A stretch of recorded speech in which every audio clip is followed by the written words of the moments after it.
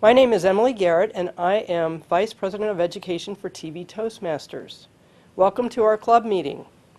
Tonight, we have some guests and some welcome back to some people. Our guests, Rob Pease, May Burr, and Alex Thorner, welcome.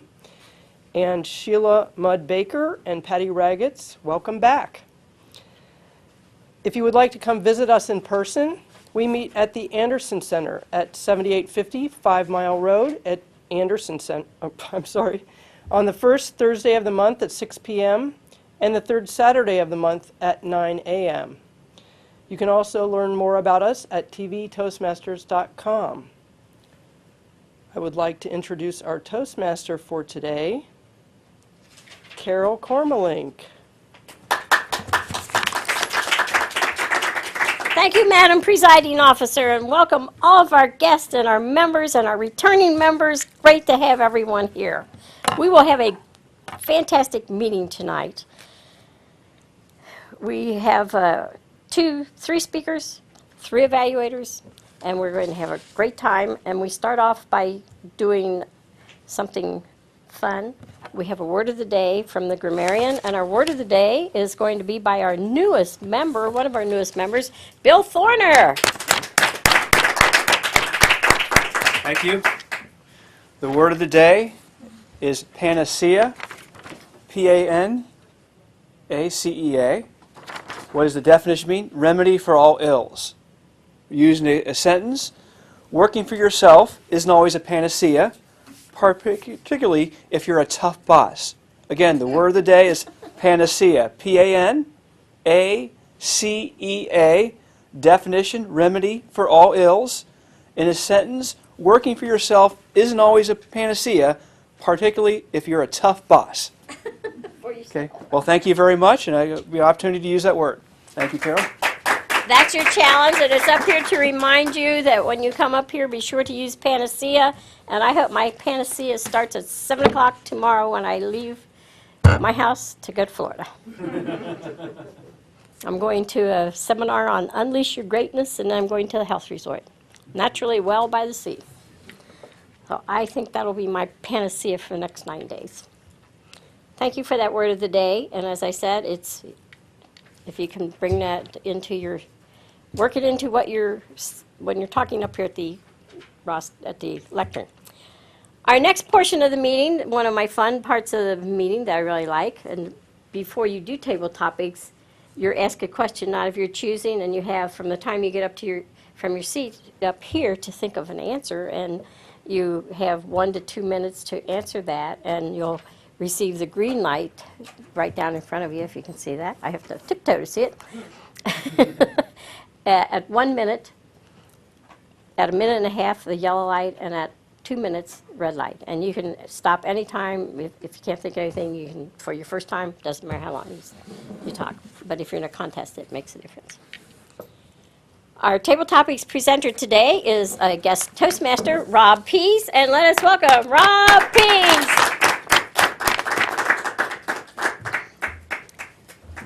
Thank you, Madam Toastmaster.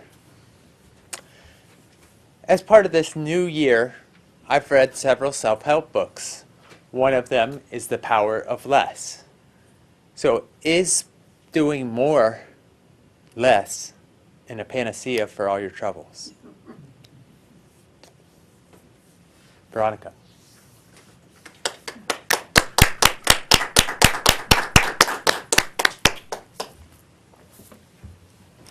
Is doing more less a panacea?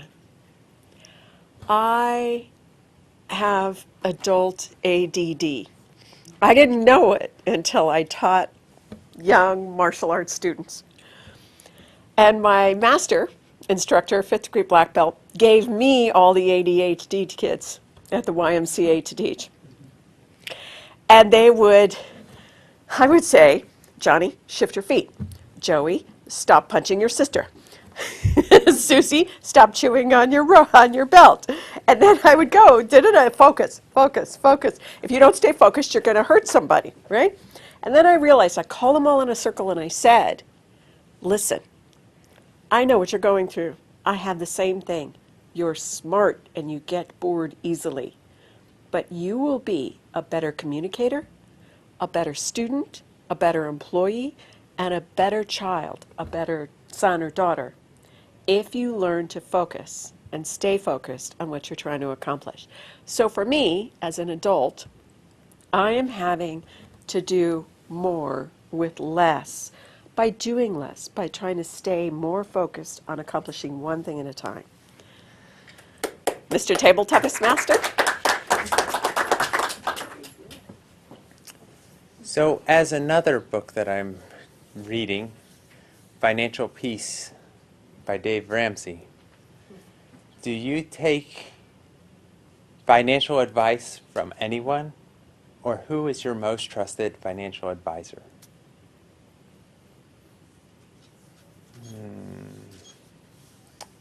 Emily.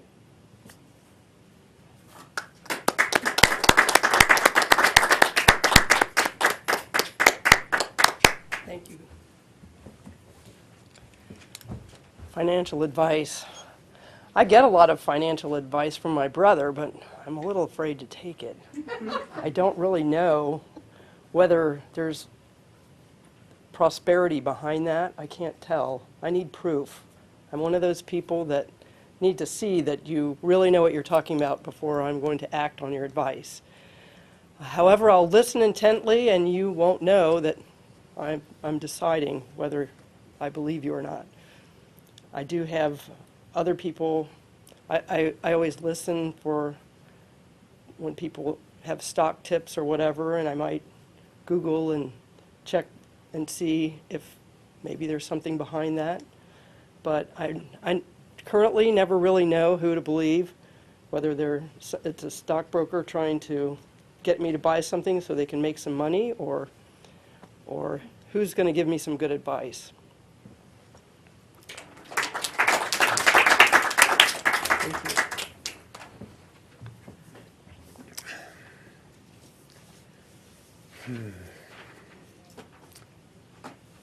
Okay, so sometimes financial advice isn't the panacea that we need to all of our troubles. However, what would be your ideal panacea if you could only be on a deserted island with 3 other people? Many of us are thinking of the beach already. But which 3 people would you choose to be with as your panacea? Patty.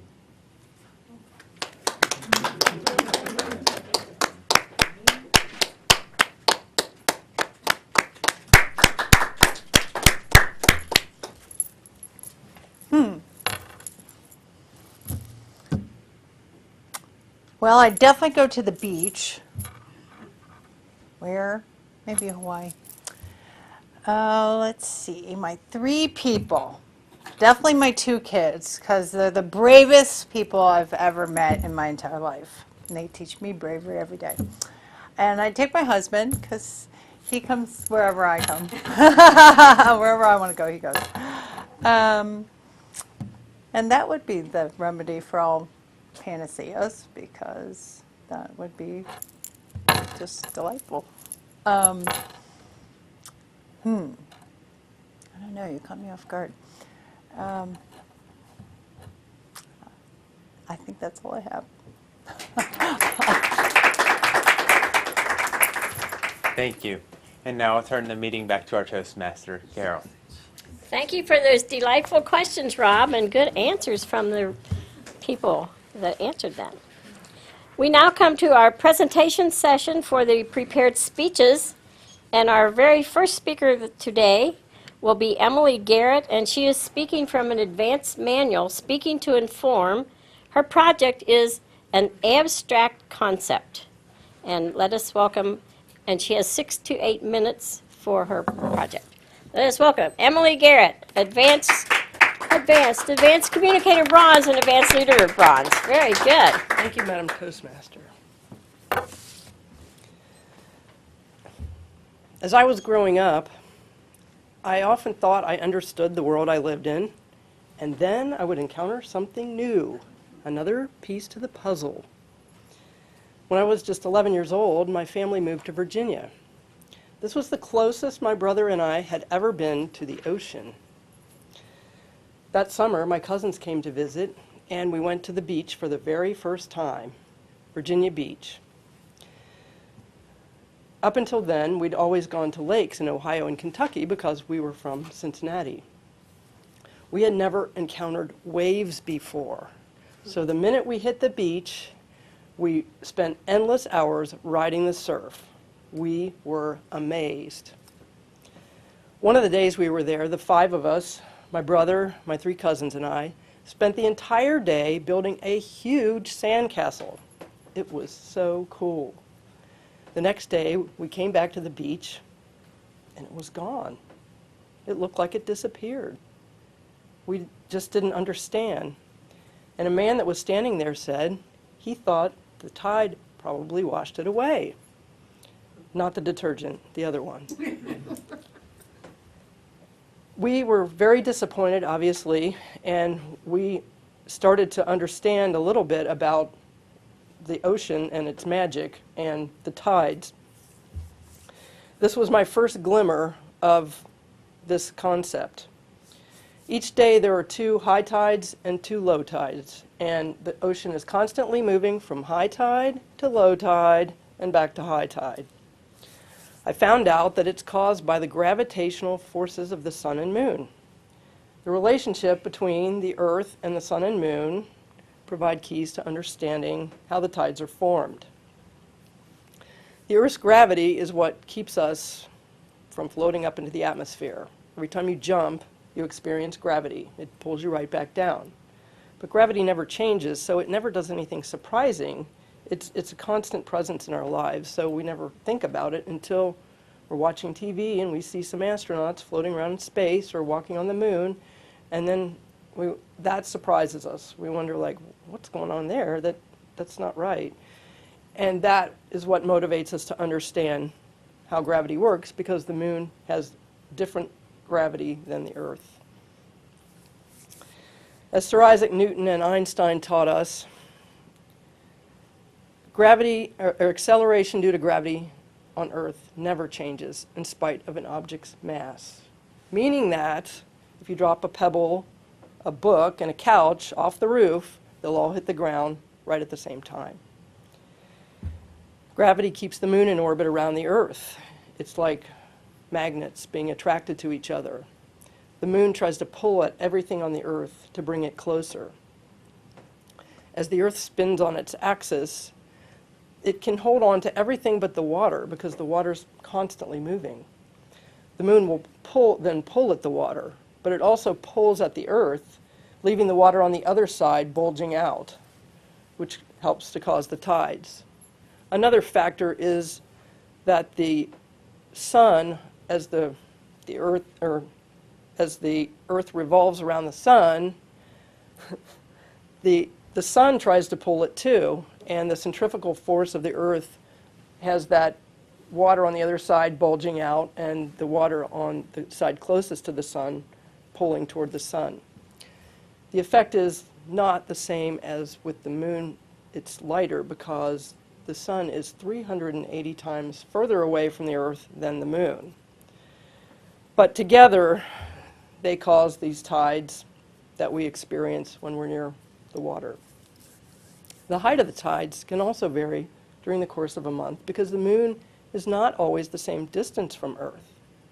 There are so many factors involved in predicting the tides that I'm surprised they can predict them at all. But if you go near the water, you'll see tide charts that will tell you exactly when high tide and low tide are, and you can plan your activities around them. Fishermen depend on the tide charts to decide where they want to fish each day.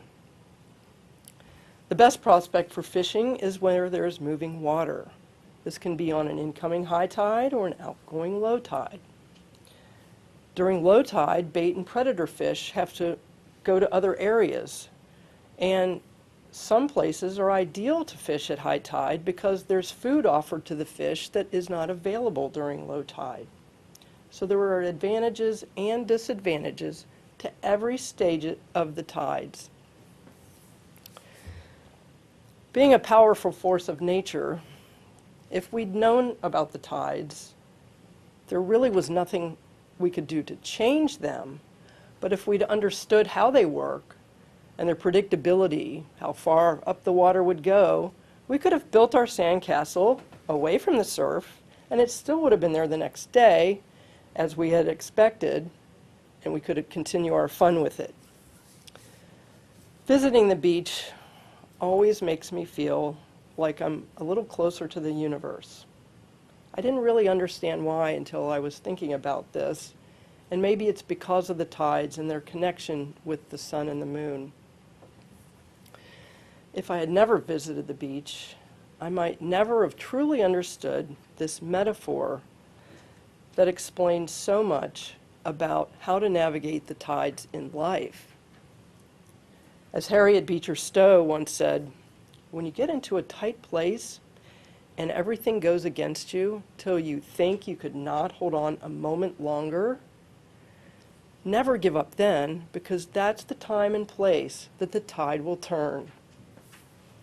Madam Toastmaster. Thank you for that delightful speech. Being a beach lover, I like that too. Afraid of the water. I won't go in be much higher than my knees because I don't want it to splash up into my face because I'm afraid of water. But I am going to step out into the ocean, have the picture of the Toastmaster magazine and send it in and see if I get my picture in the magazine. But I won't be beyond kneeling. We will be back in a minute. Don't go away. What future do you envision for yourself? What dreams do you have? If you want your dreams to come true, you must have confidence in yourself and your abilities. A Toastmasters Club can help you build that confidence.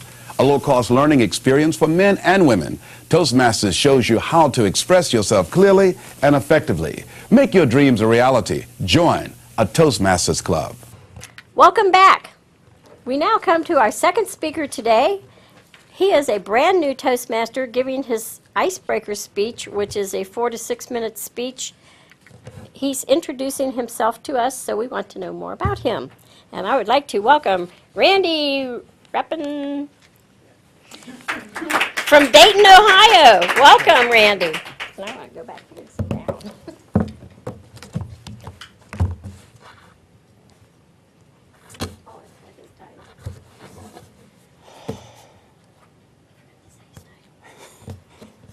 Okay.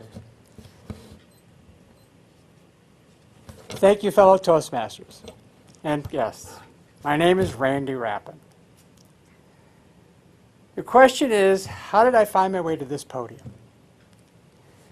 This is my story. I'm sure that you all have your own and similar ones. Who is Randy? I was born in Detroit in 1945. When I was 5, we moved to Utica, about 30 miles north of Detroit. I had a very uneventful childhood. My parents took really good care of me. My mother took care of me until I got married in 1966.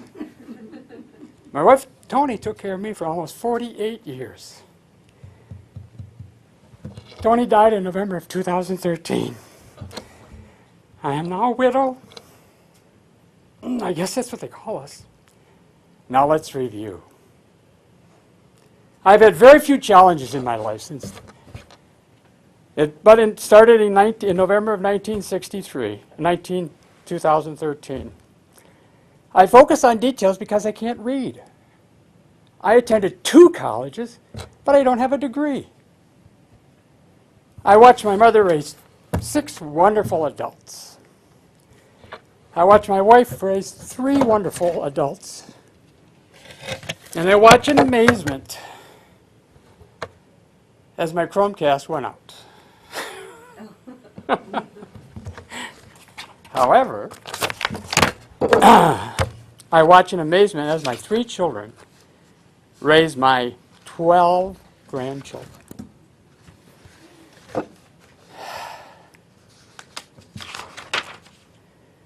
In 2014, I took over. What could go wrong? After 20 years in business, I decided to shut down my company, RLT Industries. I would go find somebody else to take care of me. I decided to stop pedaling and just coast downhill. In April of 2014, I joined Entrepreneurs Organization known as EO. EO is a business organization that acts as a support for people that have their own companies. They'll take care of me. God. I started to spend a lot of time alone. I decided to go, I decided to just float along. Why swim? In May of 2013, Entrepreneurs Organization helped me to discover that I needed direction in my life. I could not shut down RLT. I needed to find new goals. This is how the journey to this podium began. In July, I took a 2-week vacation to Argentina and Brazil. That was a real panacea. I took my daughter and 15-year-old grandson with me. In August, I visited Boys Blank Island, Michigan. More time with my grandchildren. In September, I visited my grandchildren in Jacksonville, Florida. In October of 2014, I visited Hong Sing, China, the Yellow Mountain area with my friends at EO. The week after that, I went to Beijing and walked 18 miles on the Great Wall, with just me and the guide. When I returned from China, I spent a lot of time with what I refer to as the Mason princesses. Okay. They are my 4 grandchildren that live in Mason, Ohio. Their ages are 4 to 12. The Mason princesses showed me a new way to solve problems. They had just learned it in school. I call it multidimensional problem solving. The goal is to find 3 different solutions for every problem and then go pick the best one. Believe me, this is not how males do it. We're one and done. My grandchildren showed me a new way to solve problems. In October, I wrote 3 separate articles, submitted them to magazines. They were actually published. I actually started doing, things started to make sense to me at that point in time. In November, I wrote several articles to trade magazines. 2 were published. In December, I wrote Open RLT Gold, division of RLT Industries, which is to open and sell new business propositions to companies. I started doing that worldwide. Yes, I said worldwide. My grandkids made me do it. I was asked to make a presentation on design for manufacturing. This is an international group of orthopedic companies. The show is called OMTech. It's scheduled in June 15th, June 2015. Now it gets interesting.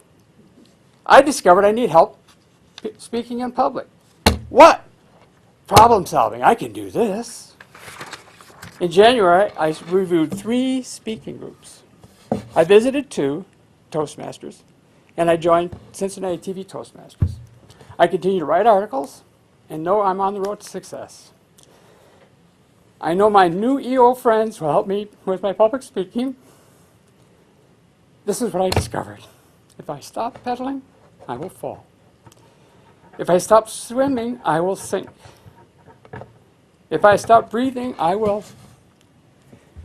Here I'm at the podium, thanking you, my new Toastmaster friends. Thank you very much.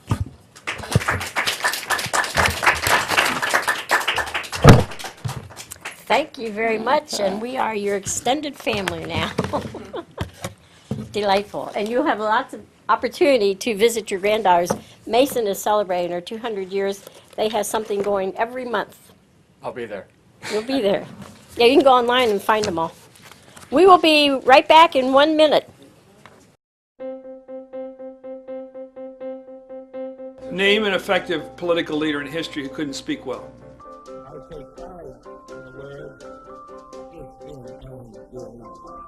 There aren't any.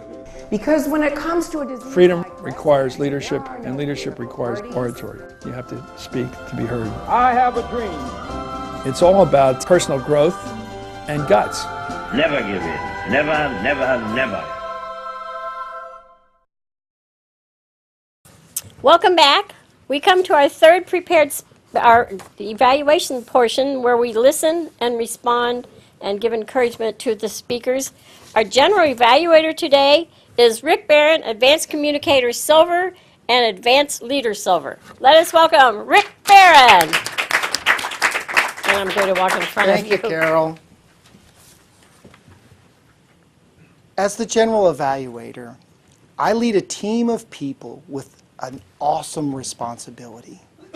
That responsibility is to provide the people who came up here to give prepared speeches two things. The first is to encourage them to come back by sharing those things that they did well. In addition, they can pick one or two things that they saw as opportunities for improvement. Things that our speakers can use to grow. And that's exactly why we're here at TV Toastmasters, to watch ourselves grow. We grow collectively, we grow personally, and we grow as a club. It is so much fun, and we hope that you'll come and join us. In addition, there's a few additional roles, but we'll get to those later. The first person on my team that I'd like to evaluate will evaluate Emily Garrett's speech, and that's Patty Raggetts. Patty?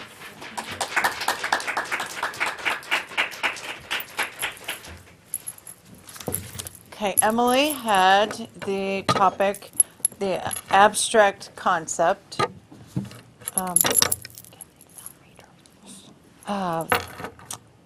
The objective of the speech was to research and analyze an abstract concept, theory, or historical force or social political issue. And she chose, the title of her speech was The Force of Nature. I really liked how you described the riding of the surf and the sand castles, and that you built the sand castles. You displayed a good image that, you took us to the beach. And the description of the ocean having magic. I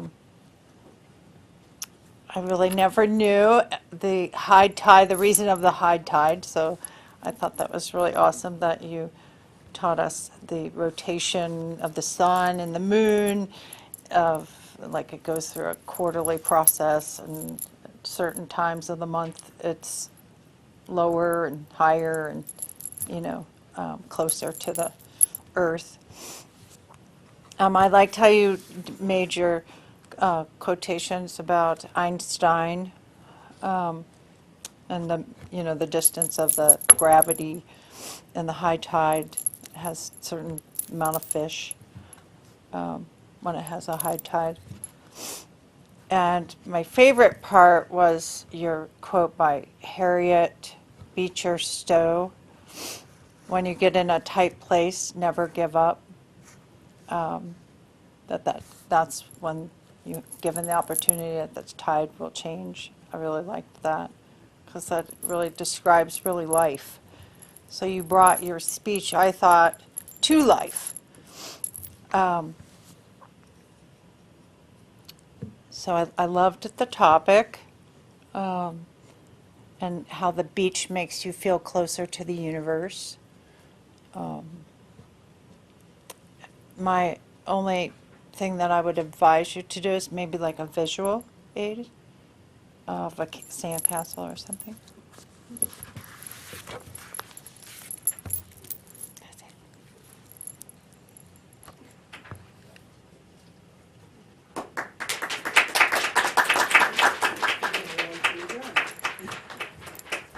Thank you, Patty. I'm sorry for the delay. I'm also the director, so I was in the booth. I didn't quite catch that she was finishing up as I was switching cameras back there. Thank you, Patty. Appreciate you taking the time to do that evaluation. As you can see, the evaluation is a critical part in the growth that speakers have as they come up here, because they have an opportunity to hear what the objective was, reinforce that, and then to hear what somebody liked and some ideas for improvement. The speakers today, I'll say, were atypical, because there aren't many times when we come to a Toastmasters meeting when the majority of the speeches bring a tear to your eye. And those are often the hardest speeches to provide input on, because they tend to be so emotional. We will see how one of our seasoned Toastmasters, Veronica Sanford, does in evaluating Randy's icebreaker speech. Veronica? Thank you, Mr. General Evaluator. How did I find my way to this podium? In Randy's icebreaker speech, he had a gift, and he shared that gift with you today. An open heart, a vulnerable heart, a loving heart. In today's world where we're so busy, running from place to place, doing our things, trying to be successful, making money, paying off bills, and we get those few minutes that we catch to say hello to our loved ones, he reminded us of how short that time is. Randy showed bravery. It takes a lot of courage to get up and give a speech. This is his icebreaker speech. This is his first speech. It shows extra bravery to talk about something that is so dear to his heart that it caught his breath, right? He recovered very well when his laptop, his notepad died, and he had to pull out his written notes. He talked about his family and his princesses and Mason, right? And so he exposed more of his heart, right? And even at the very beginning, when Carol first walked up, he had this big smile for her. And so I just knew he was going to be authentic. And that's the biggest gift that anybody can give you. He used the word of the day. Panacea, right? And his speech was a panacea. Yes, he wrote it on his hand, but you do what you have to, right? He talked of his travels, right? What courage it takes to go off and travel the world. He joined EOM, if that was the right word. Yeah, he joined this networking group. And, of course, he chose Toastmasters. And he used humor when he talked about how his granddaughters, told him to pick 3 solutions, but with men, it's 1 and done. I don't know. It's a perfect combination of speeches. He used some, gestures, and he had great variety in terms of volume. He's well-spoken. The only thing that I would advise, the one thing over time, and don't you write that on your hand, I'll hand it to you, is more eye contact. Because we're here for you. We're here for you as fellow Toastmasters. We're here for you as fellow human beings as you go through it. And I greatly applaud you. As I went to an incredible conference just last weekend, and I traveled 10 hours to get there. And they said that anybody who traveled more than 10 hours to get there was already a senior vice president. So I will tell you, Randy, you are already the worldwide winner. Mr. General Evaluator. Thank you, Veronica. Speaking from the heart, you can't go wrong. When you're up here at the lectern and you share what's inside of you, we all have hundreds of stories, and those stories make fabulous speeches.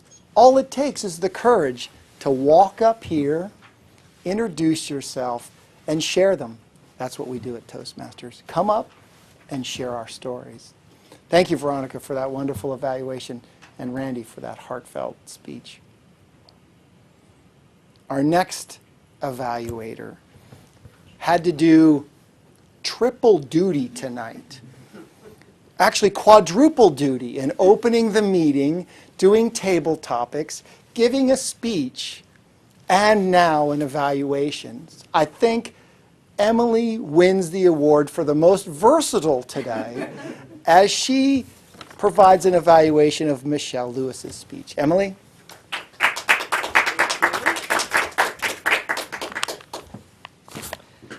Wow. I should just say that was amazing and walk away, but I have these questions to answer. I could have never given a speech, gotten through a speech like that. I don't know how many speeches I would have to give before I could ever do that, because I'd be up here boo-hooing all the way through it. I could tell the audience was being entertained as I was from the moment you started talking. Everyone was on the edge of their seat waiting to find out what happened. The dramatic impact of the talk, as soon as you said the date, we knew something major was coming. And you kept that throughout the speech. You kept our attention with pretty much every sentence. You built vivid images of the situation being described with the convulsing and the foam at the mouth, the patch of ice at the red light. I would have never been able to go to work. But that part of it reminded me of times that I've been given signs to do something different than I was supposed to do. Your use of vocal variety, body language, and facial expressions were great throughout. Describing Shelley, especially in that part of it. Parts that did not work well or improve, honestly, I can't come up with anything. It really was. It was very effective all the way through from start to end. Your opening and closing were especially effective in getting our attention and making it dramatic. And the closing with once they want to know how you built to a powerful climax.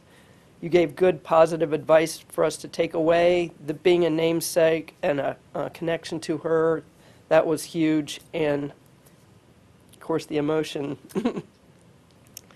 All in all, it was a great speech. I don't know, you had us all in tears. And I'd say you fulfilled the requirements for a dramatic talk, and then some. Thank you, Emily. Is the evaluation the panacea for what ails you? The only way to find out is to come join us here at TV Toastmasters, and you too can participate in all the fun that we're having here. But we're not done yet, not by any stretch of the imagination. There's two things, additional things that we do at Toastmasters meetings.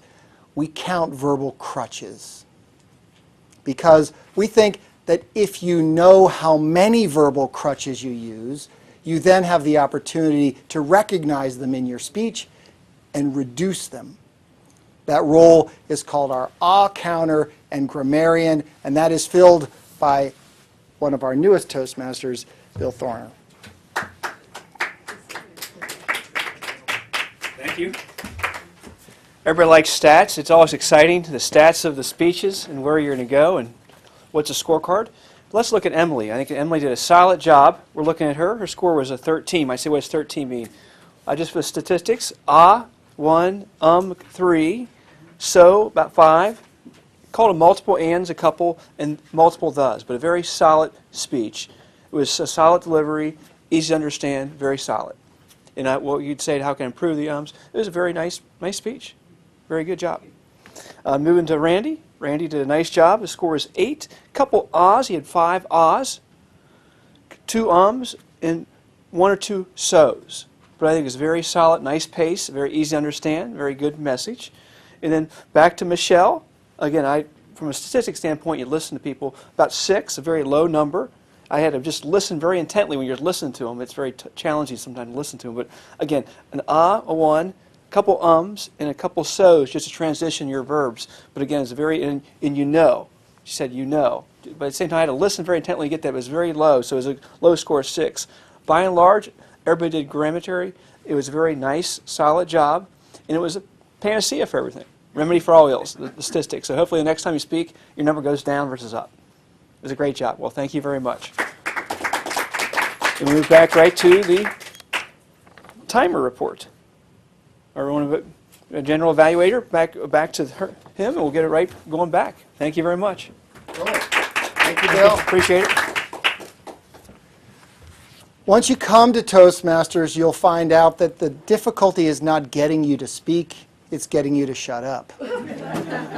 And we have a timer for that. You heard in some instances where the Toastmasters said how much time somebody had to speak. And once you get that red light, you are encouraged to finish and leave. And that person today that we would like to welcome back from a trip around Europe, she was gone for a year, I think, at least, Sheila Mudd Baker. Welcome back, Sheila.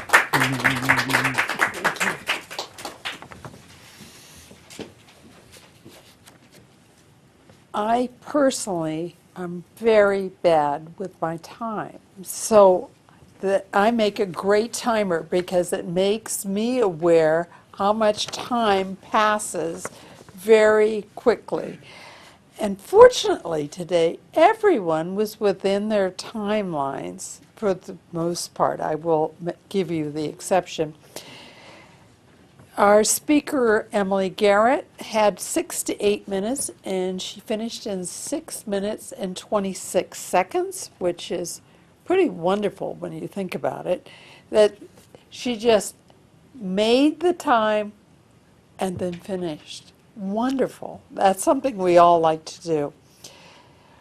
Randy, 5 minutes and 59 seconds out of 6 minutes.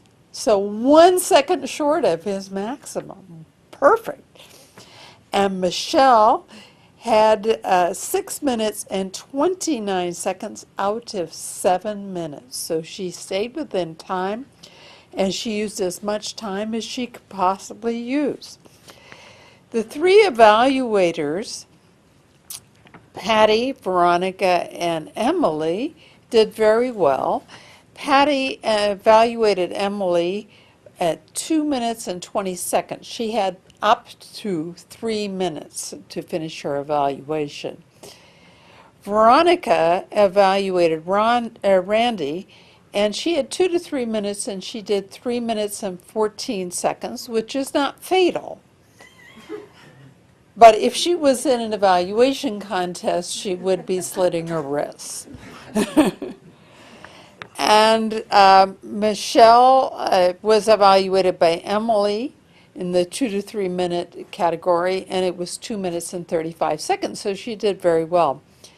Our last speaker who was timed was Bill Thorner, who gave the counter grammarian report, and that's 2 to 3 minutes. And Bill took 1 minute and 23 seconds. So he needs to stretch his time, and the rest of us need to shut up, including me. I am done, and I am giving the lectern back to the general evaluator. Thank you, Sheila. Well, what'd you think? The meeting, the evaluation. Now it's my turn. You get to listen to me for a couple of seconds. As the general evaluator, my role is not only to bring this team together, but to comment on the meeting overall and to provide some input to the evaluators themselves. In terms of the meeting, we struggled a little bit at the beginning, trying to organize the agenda. And in many cases, that happens when we get more people than we think we're going to have, which is a good thing. Getting additional people allows us the opportunity to flex and move roles around, which we did very well. It just took us a few extra minutes to do that. Once we got on track, we got started, and things started rolling right along. In terms of the evaluations themselves, Patty, for your evaluation, the one piece of input I have for you is be careful of the bracelet. And the only reason I knew that was because sitting at the director, as your bracelet is jingling in front of the microphone here, we heard a lot of jingling and jangling from the bracelet. So not something you would normally hear in a Toastmasters meeting about your jewelry was a distraction. It was not, I'm sure, to the audience. The people who will be watching on television will be going, what is that sound? In addition, that's it for Patty. For Veronica's evaluation, Veronica, your evaluation was very thorough in terms of sharing the kinds of things that Randy did well as providing something for input. I think one thing that, as I reflect back on both evaluations, one of the things that we like to do is provide some positives, opportunity for improvement, and some additional positives. And I had a hard time putting the sandwich together. It was positives, opportunity for improvement, ran out of time.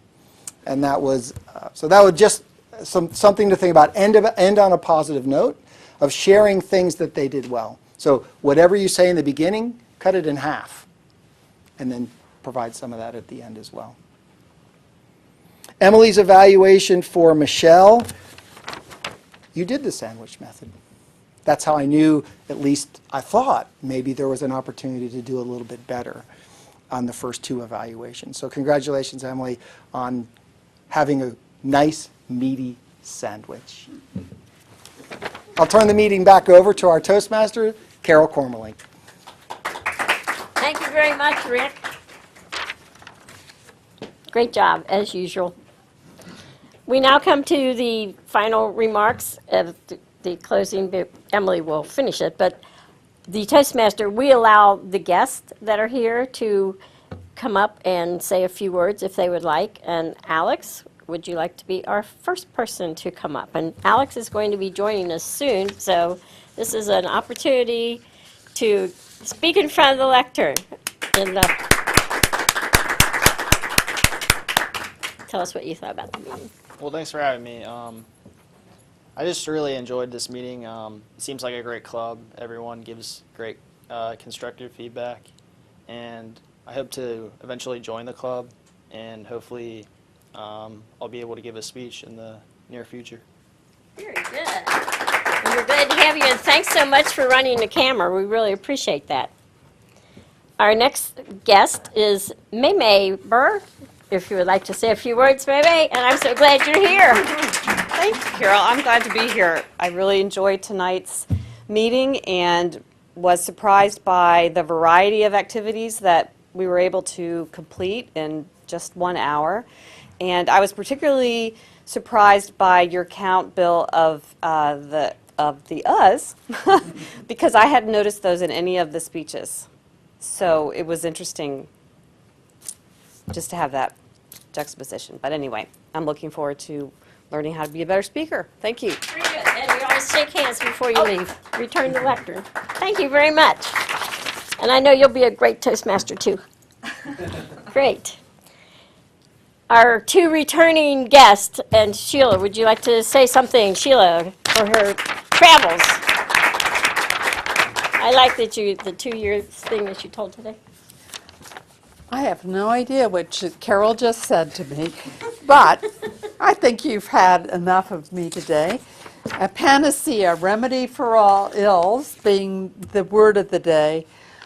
I think going away and coming back is a wonderful thing. How many times in our lives have we gotten too close to what's happening in our lives and didn't give it a chance to step back and look at it from a different perspective?